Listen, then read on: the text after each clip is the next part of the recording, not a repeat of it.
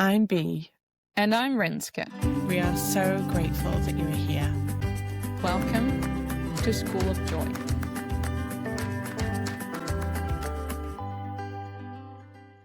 Hello, Bee here. Before we get started with today's episode, I wanted to tell you about a couple of new offerings we have here at School of Joy. Renske is now hosting a weekly live meditation at 9:30 a.m. Amsterdam time, 8:30 a.m. British time. This is a 20-minute group meditation on Zoom, and the replay is available on our Substack, which you can listen to at any time, and I will pop the link below. We are now also offering free monthly breathwork sessions on Zoom, guided by myself, and monthly harmonic sound healings from Renske, also on Zoom. If you're a Joy Circle subscriber, we'll let you know about these events via email. The link to subscribe is in the episode description. Enjoy the episode. Hello and welcome to another episode of School of Joy. Today I'm very delighted to speak to Susie Cameron. Just a brief introduction of Susie. We're going to speak actually today about the universal rays, and Susie's been working with the universal rays for a long time. Susie Cameron is an energy healer, a mentor, and accredited practitioner of the universal rays healing level 1, 2, 3, and 4. And this work sits at the beautiful intersection of consciousness, frequency, and deep human transformation.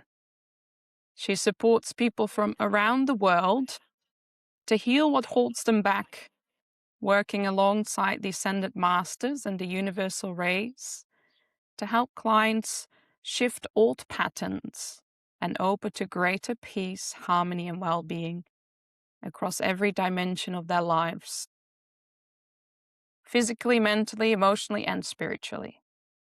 She also teaches the Ishtar channel work of the Ascended Masters, including the Master's Way and Path of the One Heart, and she sits on the board of the not-for-profit organization Mentors of Love and Wisdom. And for Susie, this is her heart song work, as she calls it. I love that, actually. And she brings to it the same depth of her care and presence she brings to everything she does. Susie is also a documentary film producer, and she is producing a documentary about Ishtar at the moment. And she moves through the world, building, creating, and sharing work that matters. Her guiding compass in life and in everything she offers is simple. Let kindness be your North Star. And as she says herself, her greatest accomplishment is being a mum of 2 beautiful male adults. Now, I know, Susie, that you haven't always been into this work. Before, you said you worked in the corporate world. That's quite a shift, right? It's an enormous shift. Well, firstly, thank you for having me on your podcast today, your beautiful School of Joy. Thank you. It's lovely to be with you. Yeah, it's wonderful to have you. Yeah, I really feel honored to be having a conversation with my friend. It's lovely. And it's true, I have not always been into this work at all. I think it's one of those things that you stumble across, and when you look back on it in hindsight, it's no accident that that's exactly where you end up. And yeah, as you shared, I've had many years in corporates and in not-for-profits. So my background's actually in marketing and communications, and did that for many, many, many years. And so this really wasn't the playground that I played in or swam in. And yet, life unfolds and happens, and you kind of feel that little gentle whisper along the way that calls you to something greater than you know yourself to be. And sometimes it's in a very different place to where you thought you would be. And I can certainly attest to that it is not. The life I'm now living is not the life at all that I saw my trajectory leading to.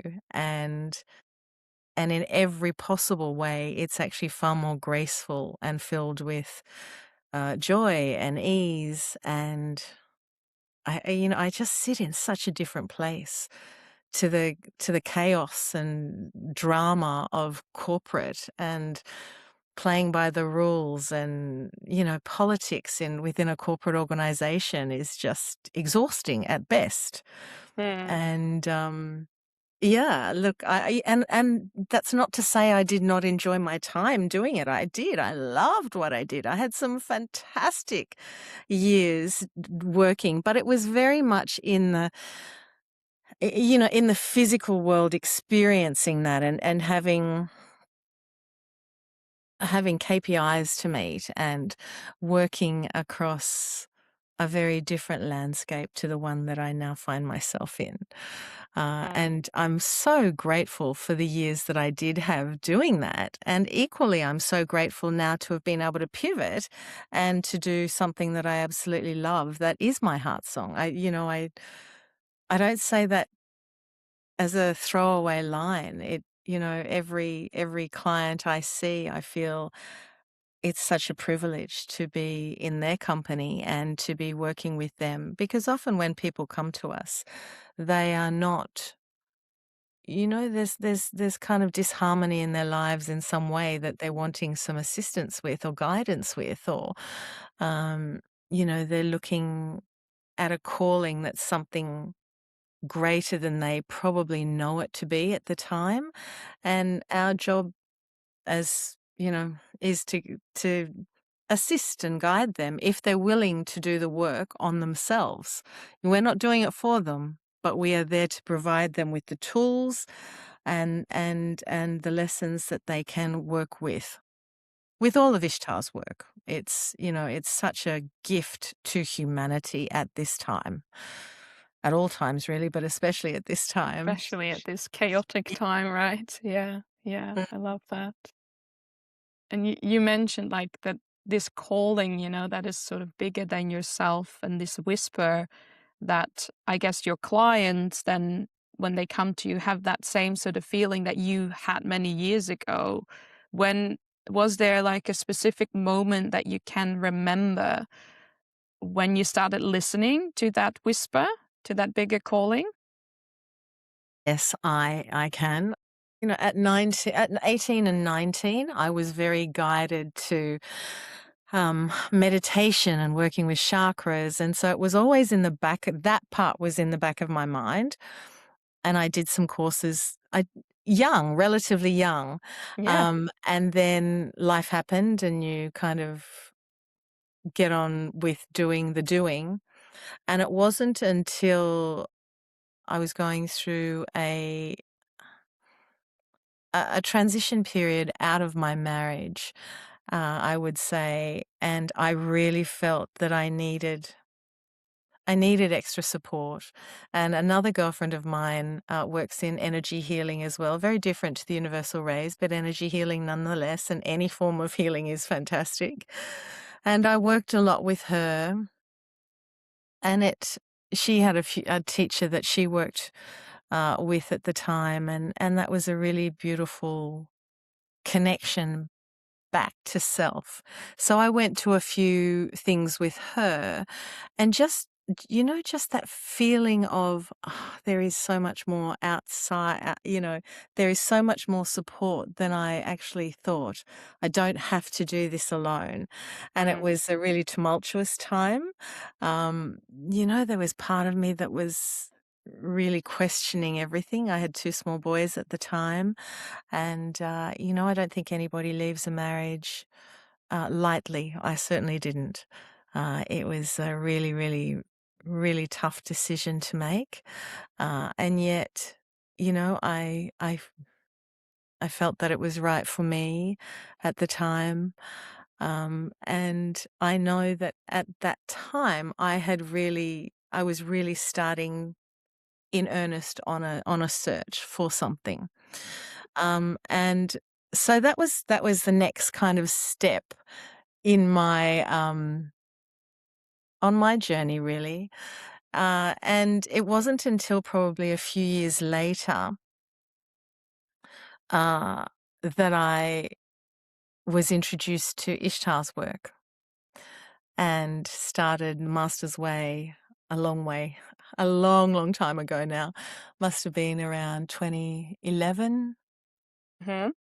So that was and that was really beautiful work to be diving into in this new life that I was starting, and learning to rely on myself and to really dig deeper and to really look at more than just what was on the surface of for me.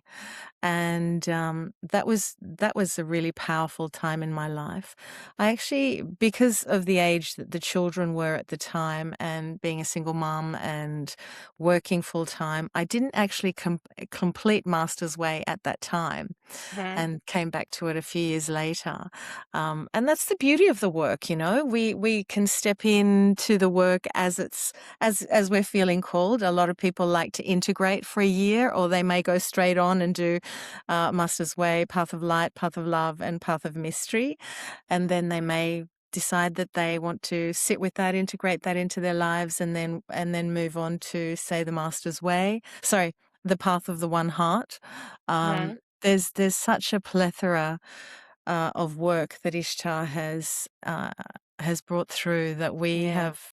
we are so blessed to have this body of work Mm. of hers that the masters have gifted her, and in turn us. The teachings are beautiful, and the teachings are really about self-inquiry and looking at ourselves, as you know, as a teacher of Mm. this Yeah. work. Yeah. It's such a gift, not just to those of us teaching it, but to those of us receiving it as well. Mm. And what I like about all of Ishtar's work is that it's non-denominational. We have students, you probably have the same, students that have their own religious beliefs, that this doesn't in any way negate their own faith system, or their belief system, and their connection to their religious beliefs in any way. If anything, I just feel it deepens it. Yeah, I was gonna say exactly that. If anything, it deepens it. Yeah, 100%. Totally. Yeah. And was it because you started sort of being interested at such a young age in, that there is something more if you're at 18, 19 and you're already into chakras and all of that? I guess because that was in the back of your mind, then the step to the work later on wasn't big maybe for you, or was it that you were still, because the corporate world and then stepping into a spiritual course like that can maybe be a bit, yeah, I don't know, like what I hear some people say is like, oh, it feels a bit woo woo and I can't, I can't really understand it through my mind, and that's what I'm used to. So how was that transition for you? Yeah, I think that's such a beautiful comment on this work. And I when I was in deep in corporate land, I was doing Path of the One Heart. Can't remember whether it was the first or second time, but in and around there. And I remember saying to Ishtar, who has also been a guest on your podcast, so I'm referring to our friend and mentor and Mm. teacher, the lovely Ishtar, Inessa Mabu Ishtar. And I said to her, I feel like there's two parts of me that I'm split in half. That Mm. this is the corporate me, this is what I'm expected, this is what I need to do. And then there's this part of me that loves this work and dives deeply and wants to dive deeply. And I don't want to do the surface stuff anymore. I did for a long time, because I didn't see a way of diving deeply into this work. And yes, it can be seen as woo woo, and what people, friends, family just kind of roll their eyes and go, "Ah, you're doing that. Okay, okay, okay." But I don't have any issue with that at all, because um, our life demonstrates what our beliefs are, Yeah. and what is flowing and what's not. And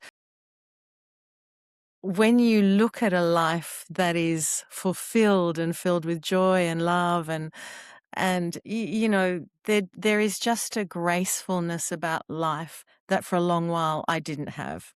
It Mm. felt very clunky. It felt very edgy, and living on the edge emotionally is what I would say. And now with this work that is a part of who I am now, life feels very different. It doesn't mean that there's not the ups and downs and the roller coasters of life's experiences, or that there are sometimes you're not sideswiped. It just means I have more in my toolbox to be able to deal with it, to better deal with myself, my emotions, how I respond to things, rather than just going into a full-blown reaction. As a mum of, adult men, I have a 25-year-old and a one that will be 23 later in a few months' time. And, they're beautiful men, beautiful young men. And, as every mum knows, there's still challenges along the way, and it just helps me hold my space in a different way to what I Yeah. used to be able to do, to hold the space for them. And, as we'd say to clients, or as we'd say to, well, particularly clients that we're working with in a mentoring capacity, it's, we have so many tools, we have so many things, we can guide you in this manner. But it's up to you to do the work. I can't do it for you. I can show you, I can guide you, but I cannot do it for you. And that's just life, really, isn't it? No matter what the situation. But it's this work has given me so much, so much. It has truly changed my life in so many ways. And so when and sometimes it does happen where family and friends will say, well, that's a bit wacky woo. You're talking about chakras and energy fields and energy bodies. And I just think, that's fine. Yeah. I don't have an issue with it. You don't have to understand. It's like a chakra system. Someone doesn't necessarily have to believe them to know that they're there. Like, they're there whether someone believes them or not. And the analogy I liken it to is, I don't necessarily know how electricity works, but every time I flick on the switch to turn my light on, it works. And so in the same way, I can help you understand a little bit more about the chakra systems and how they work if you'd like to know. If you don't, that's fine too. Yeah. Yeah, I love Totally that. fine. I have the same analogy with Wi-Fi. Is that you believe in the internet, right? You can't see that. Right. So but it's indeed if someone's ready for it or not, and that's completely up to them. We can't decide that for them. Yeah. Yeah, and we often find, as you would know, Renske, is that, there are people of all ages that are attracted to this work. They're not, Yeah. truly all Yeah. ages. And sometimes it really surprises me that we have such young people being attracted to it. But then we also have the other spectrum where we've got 80-year-olds still wanting to study and discover more about themselves and just to know themselves more deeply. And what a gift. How beautiful is that? Yeah. Shows also that everyone has their own divine timing in that, right? That it's you can never say what life's gonna bring you or where you're gonna be guided to. Yeah. Mm, so true.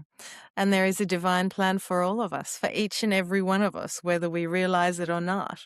And, Yeah.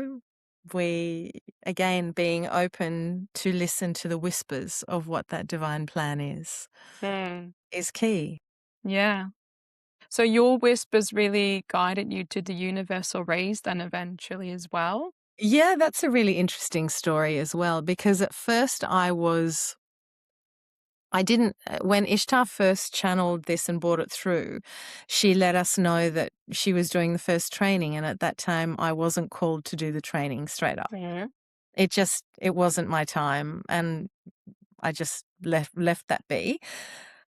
And then when Ishtar was still practicing, she's no longer practicing giving universal rays, but when she was still practicing, I was fortunate enough to have her do my rays. She did my soul chart and my rays. And, you would know from being a practitioner, there are some times where clients can have a session in the morning and in the afternoon they'll ring back and go, oh my God, I don't know what just happened there, but this just happened and that just happened, like bang, straight after Yeah. healing. Or else there are other people like me that would take 3 to 6 months to go, wow, there's been Wow. some really enormous shifts in my life. And the only thing that I have done differently is do the universal rays healings Yeah. Mm. and be open to receiving them, of which I was. And it was after that, that I could not deny the impact of the work and felt called to become a practitioner later. Mm. And the other funny part of it is because Ishtar is a friend and she and Joe would talk about, the rays and this and that. And I was like, oh, I just want to know what they are. What are they talking about? I Yeah. don't understand. I really want to understand more. And so at first I just did it so I could understand them because I was in corporate. I just didn't think I didn't have the headspace to be able to do, all the levels of training and all the practices and all the reports. And it was a lot at that time. And then as soon as I did the first level training, I was like, of course I'm going to do that. Of course I'll just Sold. make it happen. And Yeah. that was how it happened. It was as simple as that. And, it was the impact that I see on clients is truly life-changing for them as it was for me when I did mine. Mine changed what was going on in my life so incredibly. Like it was in my family and there was a lot of toxicity and it really helped subside that. Not because anybody else was working on themselves. It was me working on myself and me taking responsibility for what part I played in all of it. Mm. And in so doing, we could absolutely feel and see and experience the difference. It was night and day. Hmm. Such an incredible experience for the mind. I find always that it's like when I change my energy and transform my consciousness, the whole system I'm connected with is changing. It's inevitable, and that's my mind continues to be amazed with that. Even though I've had many experiences as well, it continues to be like, oh yeah, thank you for that reminder again that it does work like that. Yeah. Mm. It's so true. It is so true. Yeah. And so, as a practitioner of this work, every time we have a client that is receiving, we're receiving as well. Yeah. And it's just like this gift that keeps on giving. Mm. And it's beautiful. It's just the depths of the healings go deeper. I have at least 3 or 4 healings a year. So a universal rays healing is comprised or made up of 3 separate healings, as you know. Yeah. And for me, it's maintenance. It's like I would have chiropractic care every second week because Yeah. it's my maintenance. That is my maintenance. Universal rays healings and chiropractic. Everything else is on top of that. Whatever else is That's required. But great. they are. Yeah. It's my spiritual hygiene. Yeah. Yeah. And how would you, because I can imagine people listening, some people who are already introduced to the work, they know a little bit about the universal rays or maybe a lot, but there might also be people listening thinking, okay, sounds interesting. But now, like, can you maybe explain, like, what are the universal rays and how does a healing then look like? Okay, both fantastic questions. And with the universal rays are the principles of creation. So creation energy. And when we are trained, we are attuned to receive the rays. The rays are made up of plasma energy. So often people are used to hearing about Reiki, or they've tried or they've worked with Reiki. And in Reiki, you're working with pranic energy, which is energy that's coming up from Mother Earth. We also work with pranic energy in a universal rays healing session. But we also work with the plasma energy, and the plasma comes through from the starry realms. It's from the lightning source or from stars themselves. but plasma is what the rays are carried on. And then we are attuned to be able to work with our clients' higher and lower chakra systems. So not only are we working with that, we're working with their meridians, but ultimately what we're doing is working with someone's consciousness, what their beliefs are. And we're working to release all of the unresolved energy, or incoherent energy is another way of saying it, and bringing it back into coherence. So life has a way of being far more graceful when we're working with those energies and resolving that. We're also working with, with that unresolved karma that we may have held for many lifetimes that we've carried through to this lifetime. And of course, when we are holding these beliefs, sometimes we don't know where they're even from. They may be from our grandparents or our great-grandparents, or they may be from a past life that we have held, whether it's in this lifetime on this planet, or whether they're in other experiences that we've had in other dimensions. But the consciousness is still there, that we are still holding on to. And so when we clear that consciousness, what effectively is happening is someone's kind of getting an upgrade, like like your computer, where you're needing to upgrade to the latest system on The your latest Mac. version. Yeah. And that's Love what that. this is. You're giving Yeah. yourself an upgrade. And Rewriting the again, I come programs. back to whether you realize it or not at that time, it's happening. Yeah. We come back to the Wi-Fi analogy or the electricity. It is happening. And so we're working with that. And with each session, we are working with a different, I'm just not sure how much detail you want me to go into. Yeah, about. go for it, I Okay, would say. so Yeah. we have we have a deck of cards that we work with, that each client chooses these 3 cards. It's the client's soul that is choosing these cards. Yeah. It's got nothing to do with us as practitioners. We are simply the conduits to be able to work with our clients. And the client chooses a card, and we work with a new card over each of the 3 sessions. And that card will show us what we're working with, what unresolved karma, what polarity needs to be worked on. And you would have had, this experience so well, is, once we go through, the first thing we do with a client is read they go through, and we bring their soul chart through, which is like a roadmap of what their life actually is and their life demonstrates. But remembering that most of the time we don't know these clients, we don't know them, but what comes through and what we're then able to share with them, they just sit there and go, "Oh my How do you God, how know? did you know that? Oh my God, what? Yeah. Yes, that's me. I do this, and this." And so when we know what their soul chart is, then we're able to bring these back and show them how that all correlates in their life.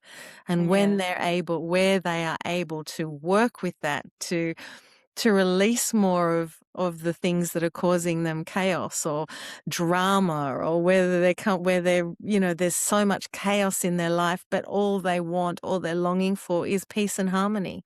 And so being able to show them that is a classic example of somebody that is desperate for harmony and balance in their life, but what they're attracting into their life is all of this chaos and drama, or it's being reflected by their family or those closest to them, because that's the unresolved karma in their life that they're coming to learn to resolve, and that these people are just being the best possible teachers to say, yeah, here we go. This is what I need to this is what I can work on in my lifetime.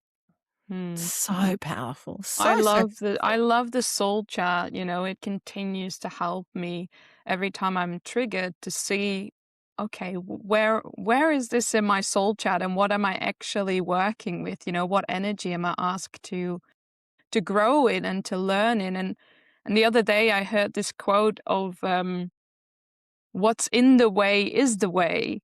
And I was like, oh, that's so amazing. It really, for me, it really relates to the soul That's chart as great. well. Like, and it's the roadmap, of our soul in this lifetime. And what's in the way is actually what we're asked to learn to move through as the way. Yeah.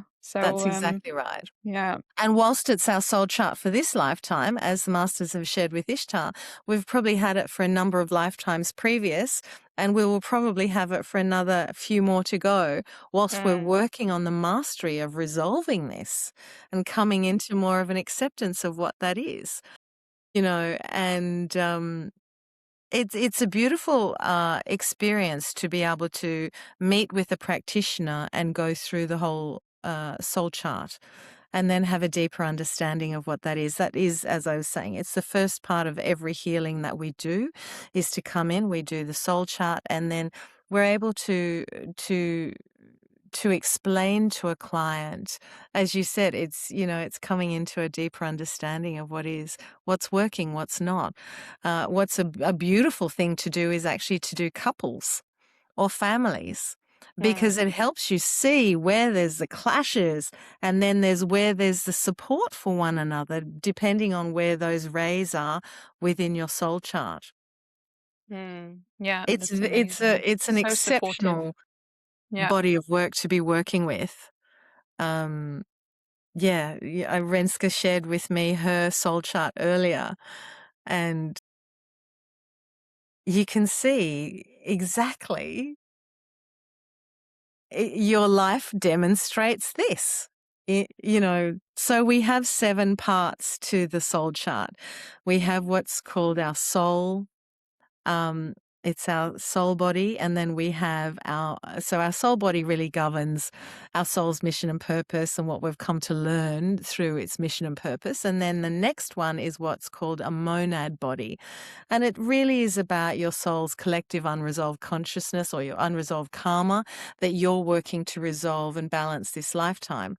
That's often reflected back to us by our family and those close to us, but it's our personal unresolved karma there. And then we have the ego body, which it governs our personality and who we are, who we see ourselves being in the world, and who we want the world to see us as well.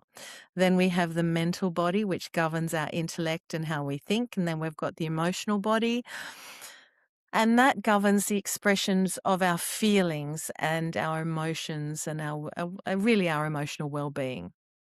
And then we've got our physical body, which governs our relationship to our body and our physical environment. So our home, the way we like to live, the way we want to be, the way we want to feel in our body. And then the last one is the one that we call the gift that keeps on giving. It's our ancestral ray, and it's the unresolved karma, or that incoherent energy of our family bloodline that you have come to resolve and master with yourself this lifetime. And, we don't have to know, we really don't have to know our parents or our great-grandparents or our grandparents or any of those things to know what consciousness has been carried down that family line. And interestingly, if you end up working with families, it's interesting to see, if it's siblings and parents, or then you've got cousins, where there may be a commonality in the ancestral body, to see what they're carrying forward. So it's such interesting work. It is such interesting work. Yeah. How do you feel about your soul chart? Yeah, I mean, I guess for the people listening to understand, the rays within the soul chart, we work with 1 to 7. Although I have to say, I saw your soul chart before we started recording, and you have a 2-8, which I was like, oh, actually, I'm not sure if I know a lot about that. So after I answer, I would love to hear about that as well. Sure. But Yeah. Happy to. for me, coming back every time I am triggered in life, I can sort of now, I have this roadmap, as you say, you know, to come back to, okay, I'm triggered in my relationship with my husband, or I'm triggered in my work, in my business, I'm triggered with my family. Then I know, okay, let me look at this body and what ray I hold there, you know, and by now I know it, you know, I just know it. I don't even have to look at it anymore. But then it gives me such a deeper understanding. Okay, this is the energy I am triggered in. So I'm asked to move something there. So for example, at the moment, I'm being triggered a bit in my business. So for that, I look into my physical body. But I also look at my monad body, because it's sort of it's a trigger that also is shown in a group. It's about group consciousness, because I work a lot with groups as well.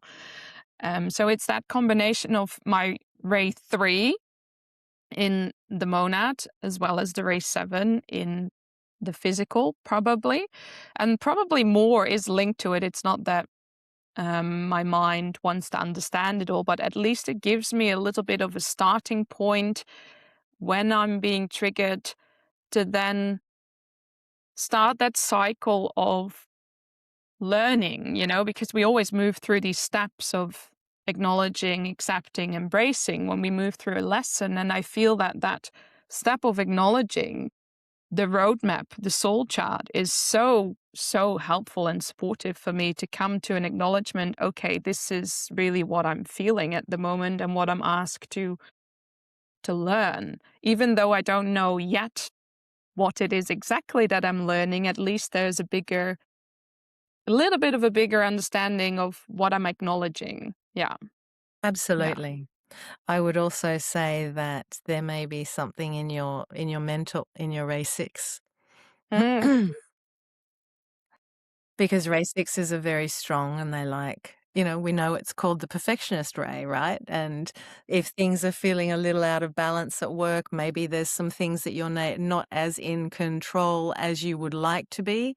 But it's looking at those things. So for the listeners, each of these rays have a deeper meaning to them. mm. And, you know, for anybody interested in this work, you can pick up Ishtar's book online on Amazon.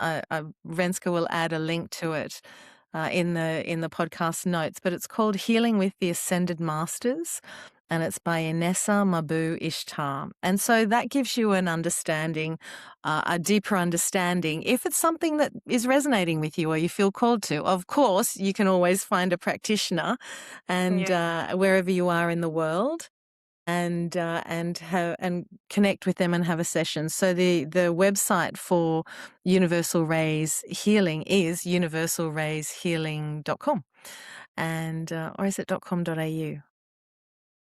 I'll put it in the notes Yeah, as you can. well. Yeah, I'll I've look just it had a up. Yeah. mental blank on that right this second.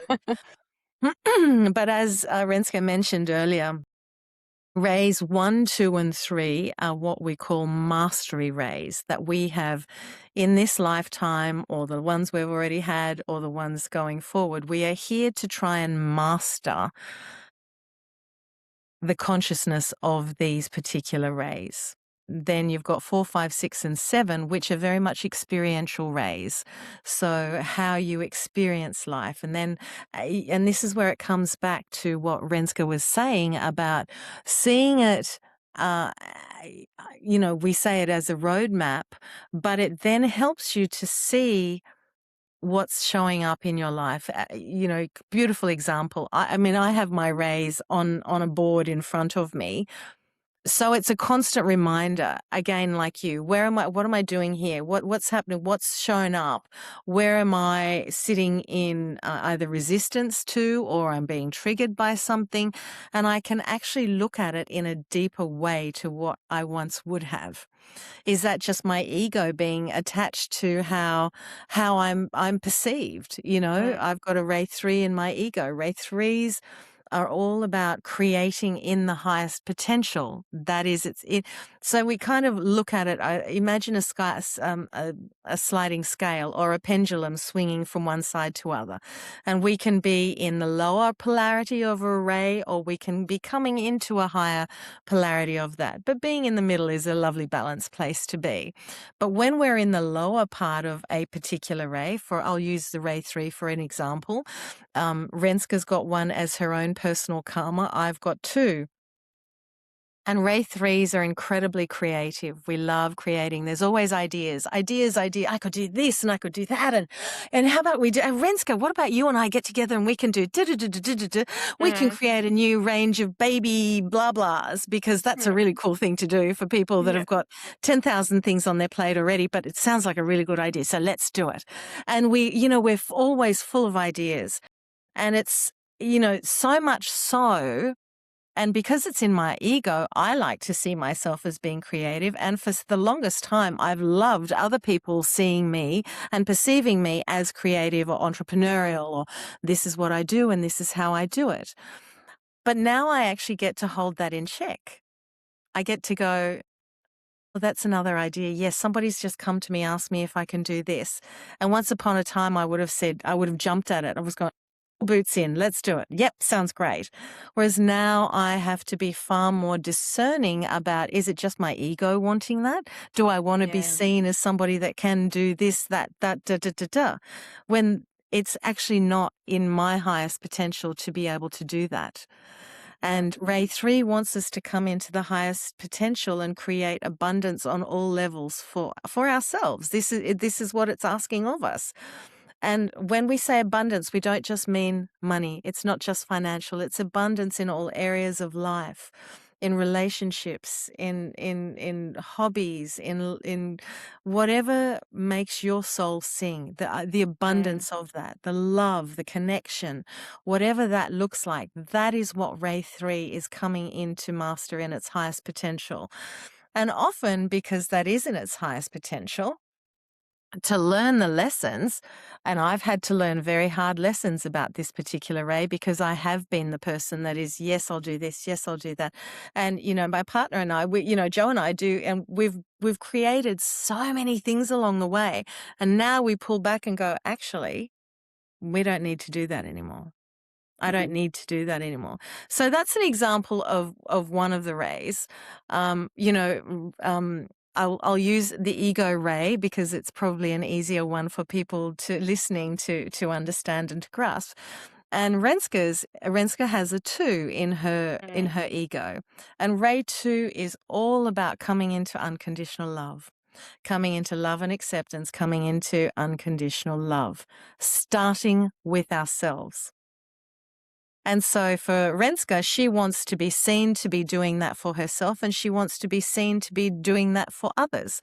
Like, she wears her heart on her sleeve. She's that person that, is so loving and is always wanting to, come into that tending and nurturing and all things unconditional love. I'll to encapsulate that's the difference between a ray 2 and a ray 3. And so the next question you asked, I have a ray 2 in my soul, but I also, when I was going through, it's almost like a number jumps out at you and you go, yes, that was it. And so we take you into a process to bring these numbers through.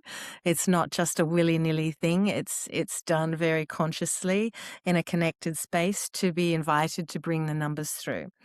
And when the numbers come through, they're just there. They kind of come front of mind.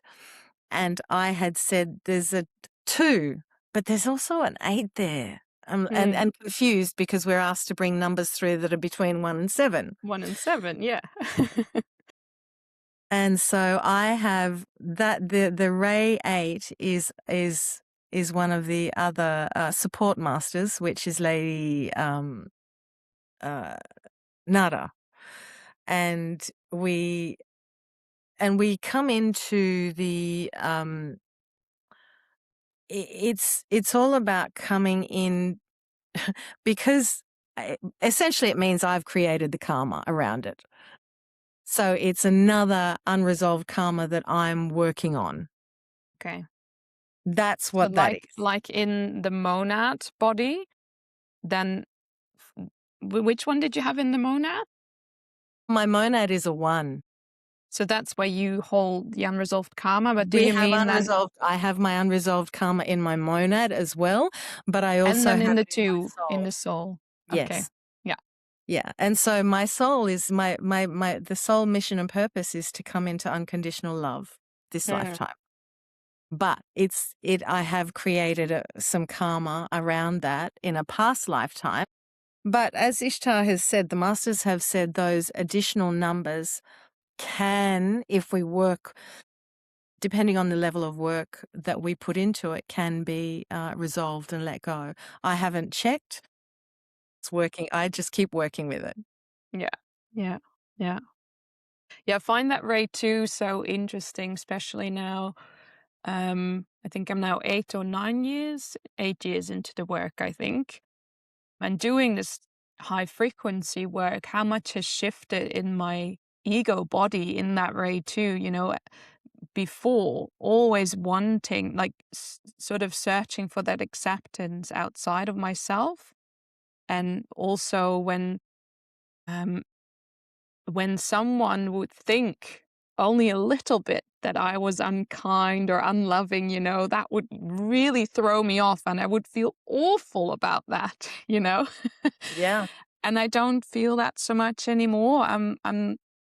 Because I've And that come to such a deep acceptance within myself, I can just really see and okay, the way you look at me has nothing to do with me, so I'm gonna love you and leave you with that, That's sort of like I'm and that feeling is neutral about that. such a beautiful measure of experiencing the work that you have done to be able Yeah, to see yeah.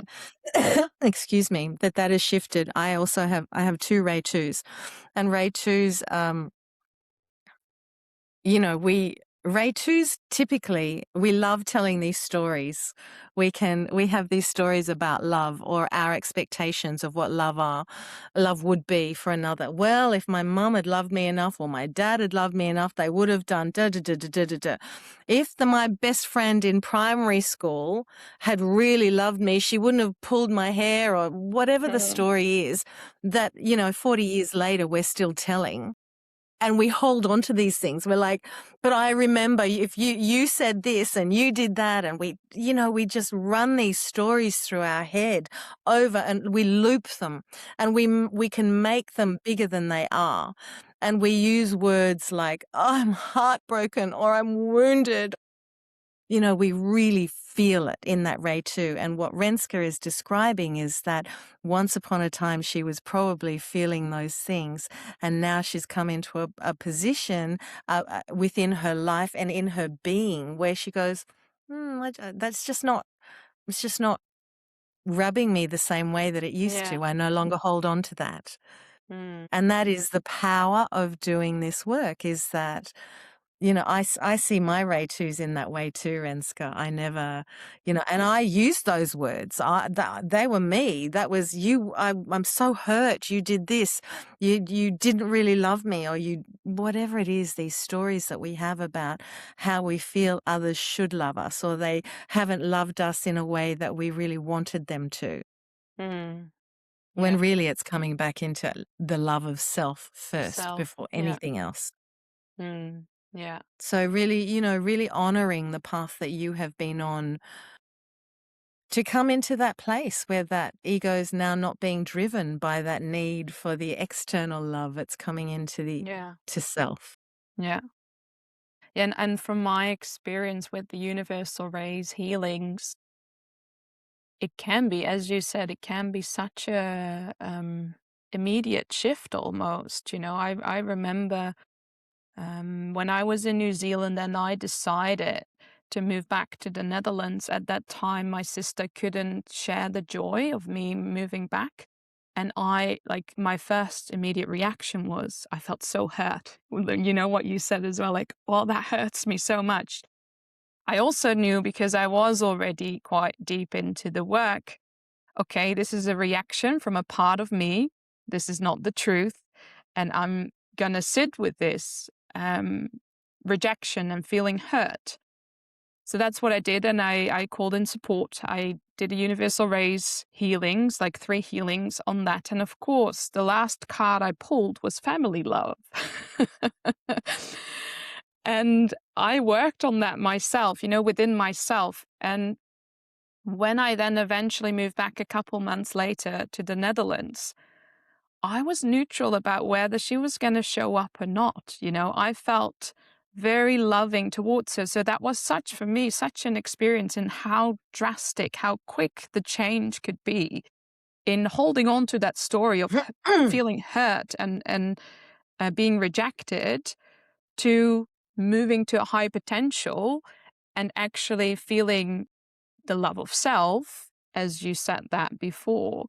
And therefore also being able to feel love towards my sister regardless of how she acted or responded. Yeah. So that was, for me, that has been the biggest, I guess, experience in universal rays. And I've had many more after that.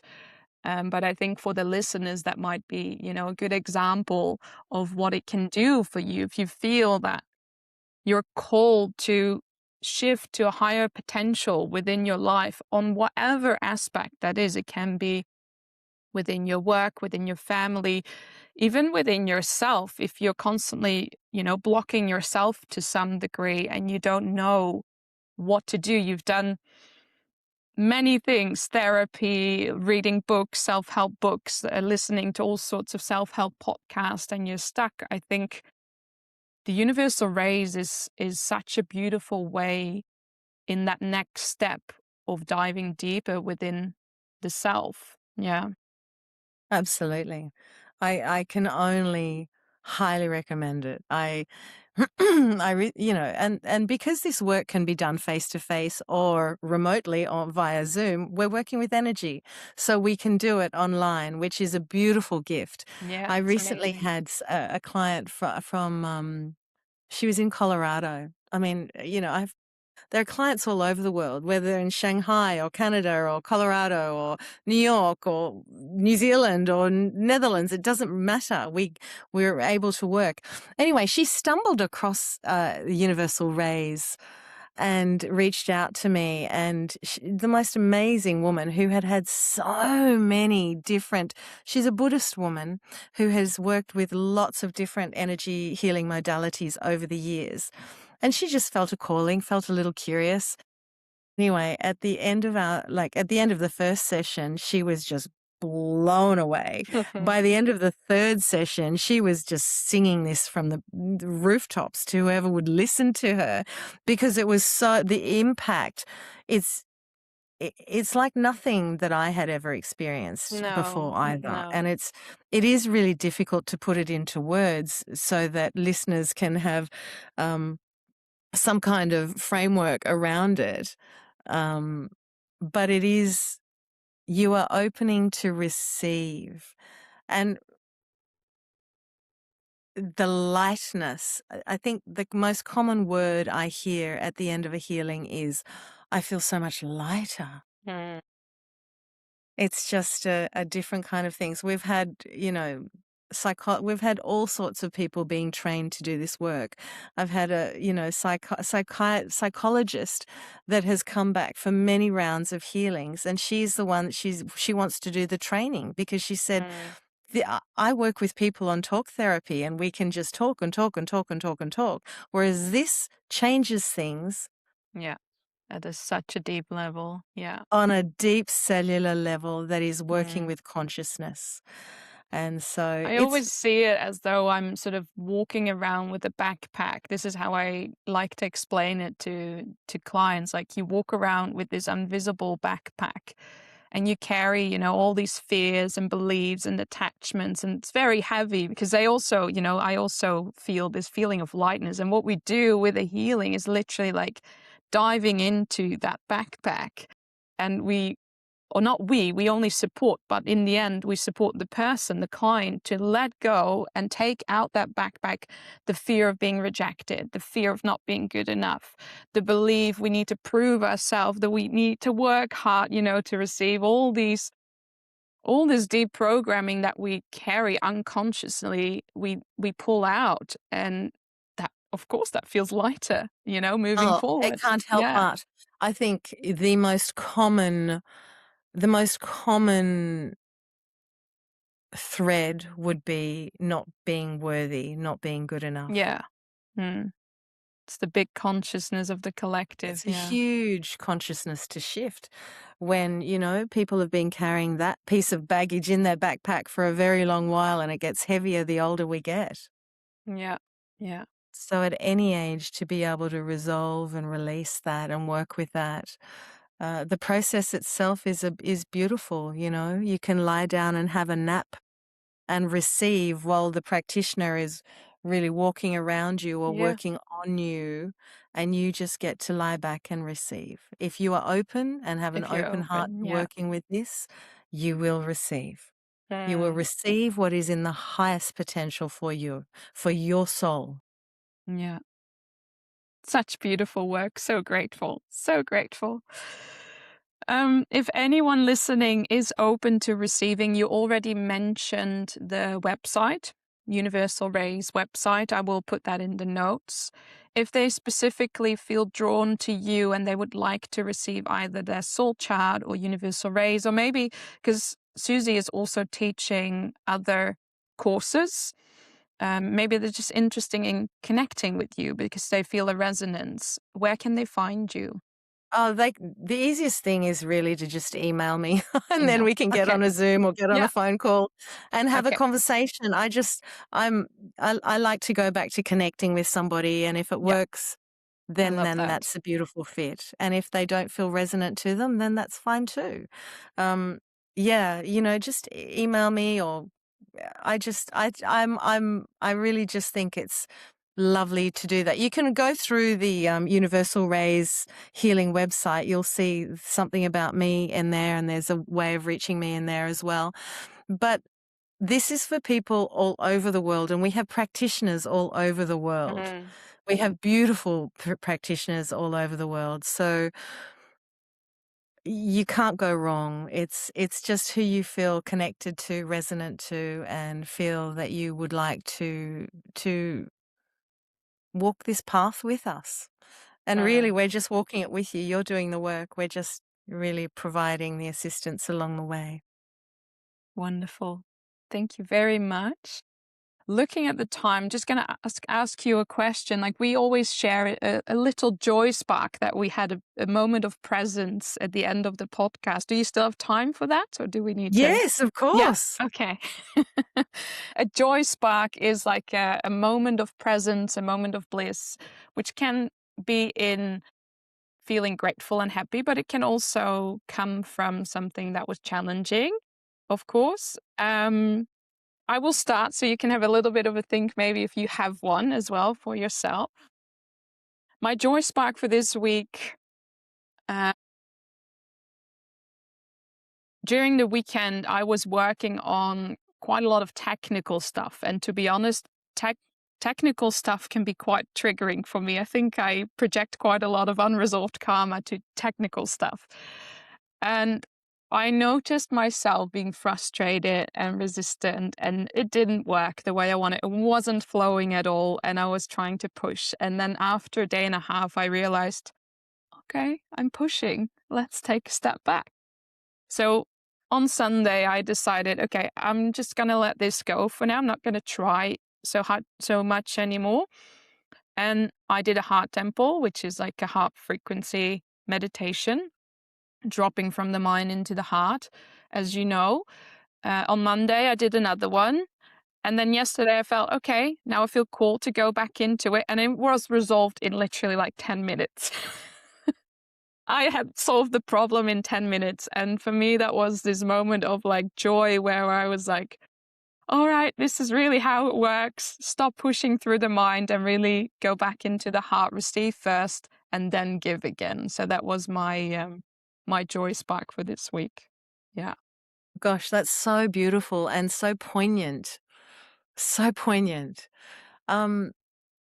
Yes, I have a joy spot. I have my life is filled with them. So that's Mm. I think that's part of this work as well, is just that gratitude practice of seeing so much, just sitting in such appreciation, deep appreciation for even the crappy things that go on that you go, I really wish I could change that. But then going, well, I guess there's a lesson in that, and Yes. being open to what that is. Before we started recording, I was sharing with Renske that I've had my eldest son. He's 25 and he lives a long way from where we are, and he's just been up for a week with us.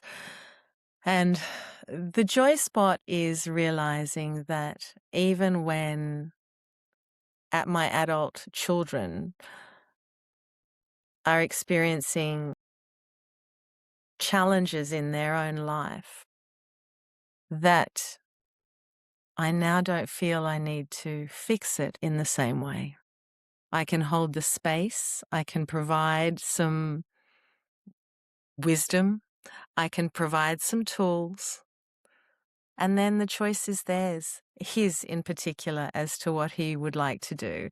And the joy spot is actually recognizing that and no longer being attached to whether he or they, both my sons, whether either of them take any of those words or not, or any of the suggestions or any of the advice or any of that. It's like, it's really coming to a peaceful place of going, Mm. I love you because you breathe in and out. You don't need to do anything else, and I love you. And it's not conditional on me providing this pathway that may or may not be right for him. And Mm. just really sitting back and going, wow, that's some big growth there, because as parents, we just want the best for our kids. We Mm. just want the best. We can see the potential in them when they can't see it, and being okay with that in that moment. And that was a really big, beautiful moment, a big joy spot. Firstly, having him here, and then that recognition of Feeling, it's yeah. perfect the way it is, and his journey is his right now. And all I need to do is love and support you, come what may. And I do. That is wonderful. Yeah. Beautiful. Is there anything left for you to share? Oh no, just gratitude for having me, having this conversation, and I hope it lands on the ears of those that are needing it most right now, that it is in their highest potential to explore a little further, or that it might have just touched someone, created a spark of curiosity. Then our job is done. How beautiful Mm. that is. Yeah. To share it. Think, We get to share this work. yeah. Yeah. That's true. So true. Thank you so much for Mm, joining me in conversation. We my always pleasure. finish with grounding and anchoring just for a moment. So if you're listening and you wish to close your eyes, if you're able to close your eyes with us as well, you're welcome to. And then we're just going to take a couple breaths. We'll soon take a short moment to ground and anchor together. If this conversation resonated and you'd like to go a little deeper, we'd love to welcome you into our Joy Circle, a monthly newsletter where we share extra reflections, meditations, and resources to support you. You can find us on Instagram at School of Joy Podcast, and we'd love for you to support us on our mission to spread more light and joy in the world by sharing with family and friends. You'll find all the links in the episode description. Thanks again for listening.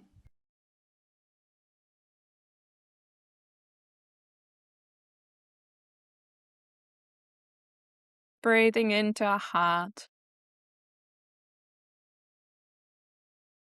opening to receive the frequency of gratitude, being grateful for all the lessons in life,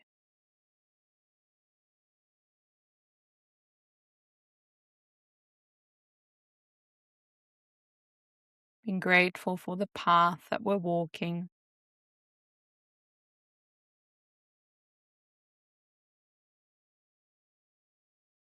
for being able to experience it the way we do. And let us ground and anchor on the out breath, And send this gratitude all the way down into Mother Earth. Sending gratitude to Mother Earth, all she provides to us, so that we can have these experiences.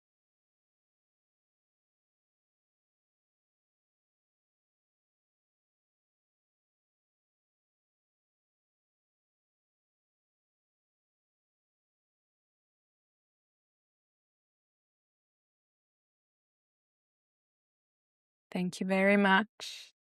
Many blessings.